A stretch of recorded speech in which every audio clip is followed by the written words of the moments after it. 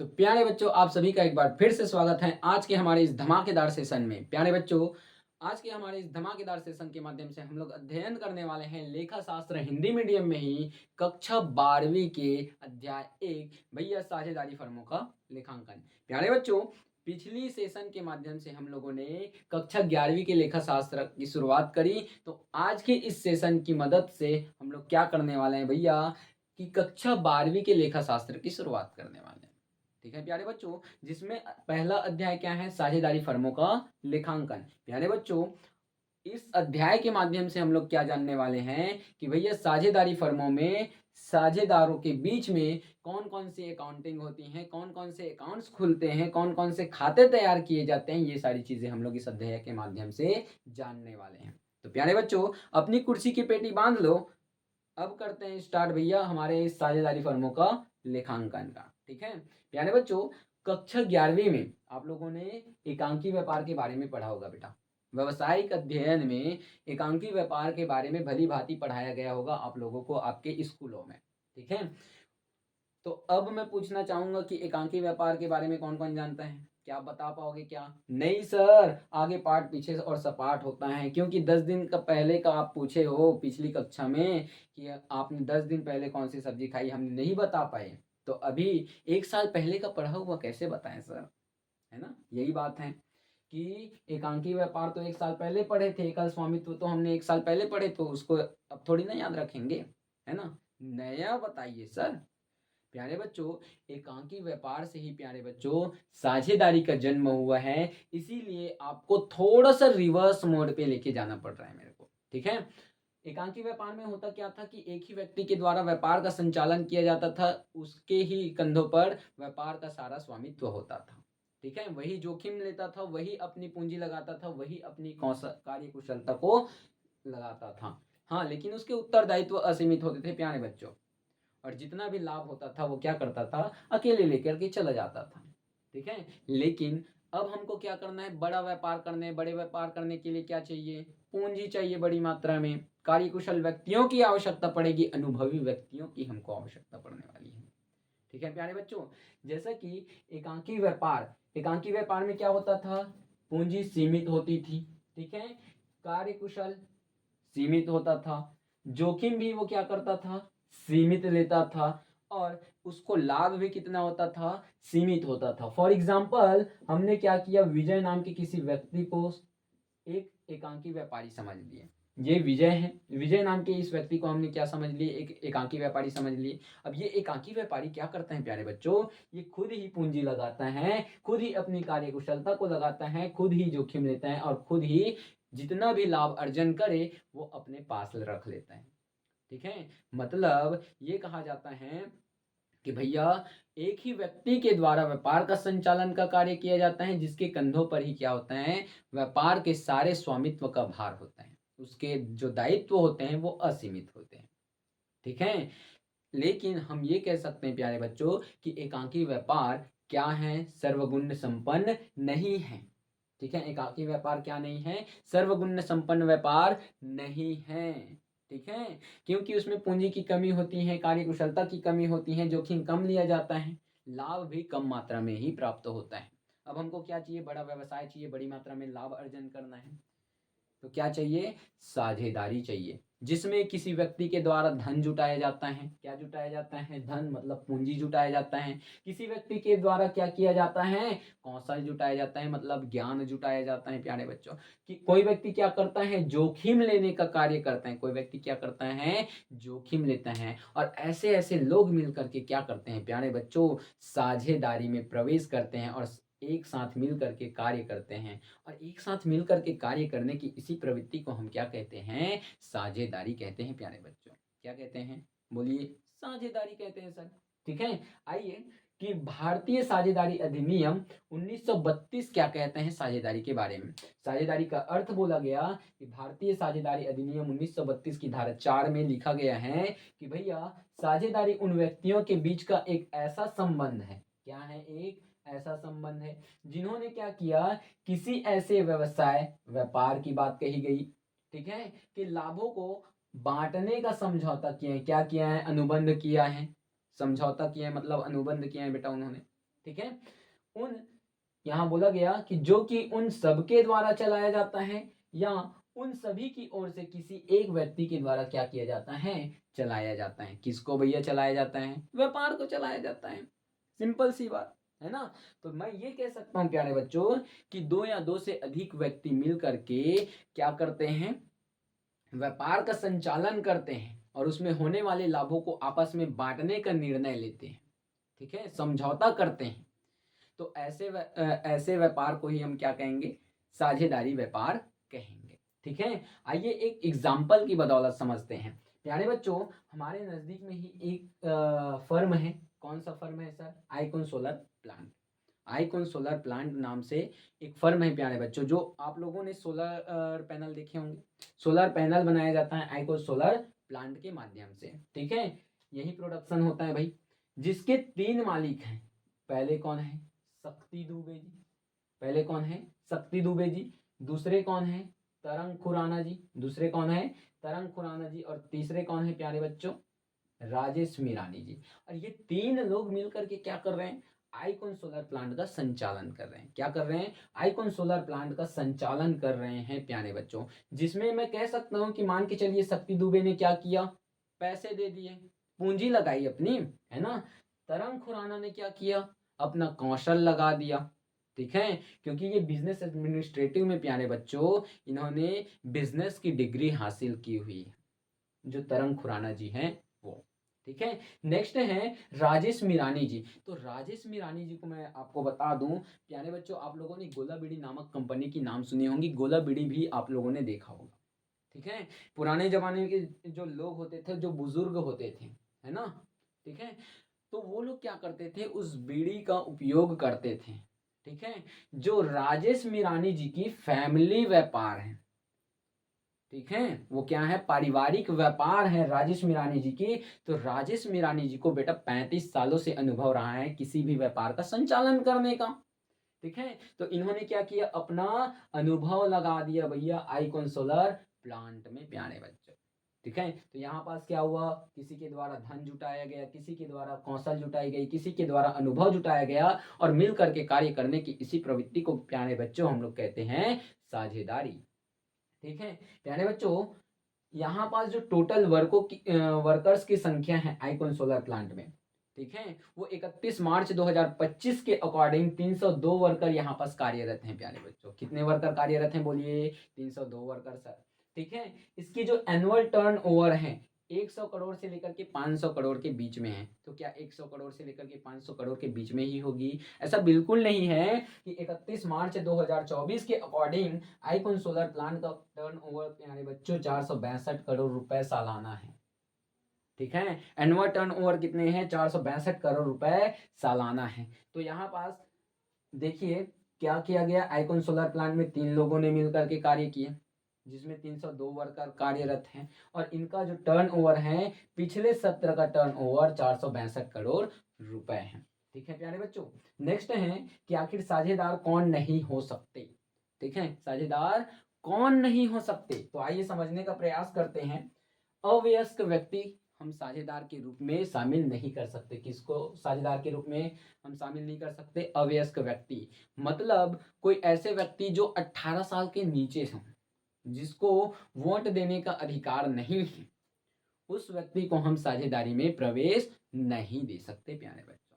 ठीक है, नेक्स्ट है किसी पागल व्यक्ति को, मतलब मंदबुद्धि को, ठीक है, जिसकी दिमागी हालत ठीक नहीं है, उस व्यक्ति को भी हम साझेदारी में प्रवेश नहीं दे सकते प्यारे बच्चों। नेक्स्ट कौन है? प्रतिबंधित व्यक्ति। अब प्रतिबंधित व्यक्ति क्या है सर? फॉर एग्जाम्पल दिवालिया बोल सकते हैं प्यारे बच्चों। दिवालिया कौन होते हैं सर, हमको बता दो। दिवालिया वे व्यक्ति होते हैं प्यारे बच्चों जिनका कर्जा जो होता है वो उनकी संपत्ति से अधिक हो जाए तो उनको बैंकों के द्वारा क्या किया जाता है या सरकार के द्वारा क्या किया जाता है, प्रतिबंधित व्यक्ति बोल दिया जाता है, दिवालिया घोषित कर दिया जाता है। तो ऐसे व्यक्ति को भी हम साझेदारी फर्म में प्रवेश नहीं दे सकते। जैसे मान के चलिए एक एग्जाम्पल लेते हैं कि विजय विजय माल्या नाम से आपने सुना होगा। विजय माल्या जो कि आरसीबी, आईपीएल एक टीम है आरसीबी, रॉयल चैलेंजर्स बेंगलोर, उसके प्रथम ओनर थे। कौन? विजय माल्या। ठीक है, तो विजय माल्या को अभी क्या कर दिया गया है, बैंकों ने उसे दिवालिया घोषित कर दिया गया है, दिवालिया घोषित कर दिया। क्यों? क्योंकि उसकी संपत्ति से अधिक प्यारे बच्चों उनका कर्जा हो गया था, इसीलिए विजय माल्या जी को क्या किया गया, दिवालिया घोषित कर दिया गया, जो कि रॉयल चैलेंजर्स बैंगलोर के फर्स्ट ओनर रहे हैं। क्लियर है प्यारे बच्चों? आइए देखते हैं और कौन सी चीजें हैं। साझेदारी फर्म में साझेदारों की अधिकतम संख्या क्या होगी, साझेदारी फर्म में साझेदारों की अधिकतम संख्या क्या होगी उसके बारे में जिक्र करते हैं। तो प्यारे बच्चों मैं बता दूं, साझेदारी अधिनियम 1932 में इस बात का जिक्र ही नहीं किया गया है कि हम साझेदारी फर्म में कितने लोगों को साझेदार के रूप में प्रवेश दे सकते हैं। क्लियर है प्यारे बच्चों? तो इस बात का जिक्र कहाँ है सर? तो मैं बता दूं, कंपनी अधिनियम 2013 में इस बात का जिक्र किया गया है कि भैया हम कंपनी अधिनियम में 2013 में इस बात का जिक्र किया गया है कि किसी भी साझेदारी में कम से कम 2 व्यक्ति को और अधिकतम 50 व्यक्ति को साझेदार के रूप में आप प्रवेश दे सकते हो। क्लियर है इतना प्यारे बच्चों? नेक्स्ट है कंपनी विविध अधिनियम 2014 के नियम 10 के अनुसार यदि बैंकिंग व्यवसाय है, कोई भी व्यवसाय बैंकिंग व्यवसाय है, तो उसमें अधिकतम 10 व्यक्ति को ही साझेदारी के रूप में हम प्रवेश दे सकते हैं। उससे ज़्यादा अगर व्यक्ति को हम साझेदारी में प्रवेश देते हैं तो वो व्यवसाय वैध नहीं मानी जाएगी, अवैध व्यवसाय कहलाएगी वो। ठीक है, नेक्स्ट है साझेदारी संलेख से आशय। यहाँ पास बेटा एक शब्द दिया गया संलेख। संलेख का अर्थ ये होता है समझौते से। संलेख का तात्पर्य क्या होता है? समझौते से। ठीक है, तो आइए समझने का प्रयास करते हैं। साझेदारी संलेख ठहराव या अनुबंध, ठीक है, इसका तात्पर्य एक ही होता है, का आशय ऐसे समझौते से, मैंने बोला समझौता, ठीक है, उनसे होता है जिसमें साझेदारी व्यवसाय के संचालन से संबंधित नियमों और क्या किया जाता है, शर्तों का उल्लेख किया जाता है। शर्तों का क्या किया जाता है प्यारे बच्चों? उल्लेख किया जाता है। उसको हम क्या कहते हैं? साझेदारी संलेख कहते हैं। ठीक है, साझेदारी व्यापार से संबंधित जितने भी नियम और शर्तें होते हैं उन्हीं को हम क्या कहते हैं? साझेदारी संलेख कहते हैं। ये 2 तरीके के होते हैं। यह समझौता क्या होता है? लिखित होता है और मौखिक होता है। ठीक है, परंतु प्यारे बच्चों लिखित समझौता को ही क्या किया जाता है? श्रेष्ठ माना जाता है। लिखित समझौता को ही क्या किया जाता है? श्रेष्ठ माना जाता है, क्योंकि मौखिक समझौता में वाद विवाद की स्थिति उत्पन्न हो सकती है, इसलिए कोई भी साझेदारी फर्म लिखित समझौता पर ही अड़ी रहती है कि हमको लिखित समझौता चाहिए। ठीक है प्यारे बच्चों, मैं एक और चीज बता दूं कि साझेदारी व्यापार में साझेदारी संलेख का होना अनिवार्य नहीं है। ठीक है, साझेदारी संलेख का होना अनिवार्य नहीं है किसी भी साझेदारी फर्म में। वो स्वयं की इच्छा है कि साझेदारी संलेख रखे कि नहीं रखे। ठीक है प्यारे बच्चों, नेक्स्ट है अगर साझेदारी संलेख का अभाव है प्यारे बच्चों, मान के चलिए ये इन्होंने क्या किया, आइकॉन सोलर प्लांट का संचालन कर रहे हैं, अगर इनके बीच में साझेदारी संलेख का अभाव है, समझौता नहीं हुआ है, तो कौन कौन से नियम लागू होंगे उसमें? तो आइए देखते हैं, साझेदारी संलेख के अभाव में लागू होने वाले नियमों पर नजर डालते हैं। सबसे पहला प्यारे बच्चों, जितने भी साझेदार होंगे उनको उनके द्वारा लगाई गई पूंजी पर किसी भी प्रकार का ब्याज नहीं दिया जाएगा। मान के चलिए शक्ति दुबे जी, तरंग खुराना जी और राजेश मिरानी ने कुछ भी पैसे लगाए होंगे जब व्यवसाय का संचालन किया होगा। मान के चलते हैं शक्ति दुबे ने क्या किया, 2 लाख रुपए की पूंजी अपनी लगा दी, तरंग खुराना ने 1.5 लाख रुपए की लगा दी, और राजेश मिरानी ने, क्योंकि उनका पहले से पारिवारिक बिजनेस था, तो उन्होंने 3 लाख रुपए लगा दिए। तो अगर साझेदारी संलेख का अभाव है प्यारे बच्चों, तो उनको उनके लगाई गई पूंजी पर ब्याज नहीं दिया जाएगा। ठीक है, नेक्स्ट है प्यारे बच्चों, साझेदारों से आहरण पर किसी भी प्रकार का ब्याज नहीं लिया जाएगा। इन्होंने क्या किया, साझेदारी संलेख का अभाव रखा अपनी फर्म में, तो उनके द्वारा आहरित आहरण पर किसी भी प्रकार का ब्याज उनसे नहीं लिया जाएगा। नेक्स्ट है प्यारे बच्चों, लाभ हानि को समान रूप से साझा किया जाएगा। क्या किया जाएगा? लाभ हानि को समान रूप से साझा किया जाएगा। तीनों जो साझेदार हैं, शक्ति दुबे जी, तरंग खुराना जी और राजेश मीरानी जी, उन तीनों में ही क्या किया जाएगा, कंपनी को जितना भी लाभ हो हानि हो उन तीनों में बराबर बराबर हिस्सों में साझा किया जाएगा। यदि लाभ है तो उनको बहुत बढ़िया है भैया, मुबारक है, और हानि है तो वो तीनों ही क्या करने वाले हैं, उस हानि का वहन करने वाले हैं। ठीक है, नेक्स्ट है, साझेदारों को कोई वेतन, कमीशन, बोनस इत्यादि नहीं दिया जाएगा। क्या नहीं दिया जाएगा, वेतन नहीं दिया जाएगा, बोनस नहीं दिया जाएगा, कमीशन नहीं दिया जाएगा। राजेश मीरानी जी, तरंग खुराना जी और शक्ति दुबे जी, इन तीनों को ही साझेदारी संलेख के अभाव में क्या नहीं दिया जाएगा, वेतन नहीं दिया जाएगा, न ही बोनस दिया जाएगा और न ही बेटा उनको कमीशन दिया जाएगा। क्लियर है प्यारे बच्चों। नेक्स्ट है क्या कि भैया ऋण पर ब्याज, यदि किसी साझेदार ने प्यारे बच्चों क्या किया है, अपनी फर्म को, जैसे कि ये आइकॉन सोलर प्लांट है, ठीक है, आइकॉन सोलर प्लांट, अब उनको क्या जरूरत पड़ गई, पैसों की जरूरत पड़ गई, तो क्या हुआ, शक्ति दुबे जी ने, किसने, शक्ति दुबे ने, ठीक है, 2 लाख रुपए का कर्जा दे दिया भैया। किसने दे दिया, 2 लाख रुपए का कर्जा, शक्ति दुबे ने, कितने रुपए का, 2 लाख रुपए का। ठीक है, तो उनको उनके द्वारा दी गई ऋण पर प्यारे बच्चों, यहाँ पास बोला भी गया है, यदि किसी साझेदार ने फर्म को ऋण दिया है तो उसे ऋण पर 6% वार्षिक ब्याज दिया जाएगा। मतलब शक्ति दुबे ने अगर फर्म को ऋण दे दिए हैं, ऋण के रूप में दे दिए हैं पैसे 2 लाख रुपए, और एक्स्ट्रा जब उनको जरूरत पड़ी आइकॉन सोलर प्लांट को, तब तो क्या किया जाएगा, शक्ति दुबे जी को उस 2 लाख रुपए के अमाउंट पर 6% प्रति वर्ष की दर से ब्याज दिया जाएगा।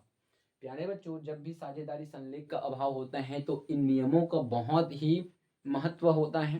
ठीक है, तो आप इन चीजों को याद रखिएगा हमेशा। यदि अगर साझेदारी संलेख का अभाव है और आपने इन चीजों पर ध्यान नहीं दिया तो आपका जो भी क्वेश्चन होगा, ठीक है, वो गलत ही बनेगा बेटा।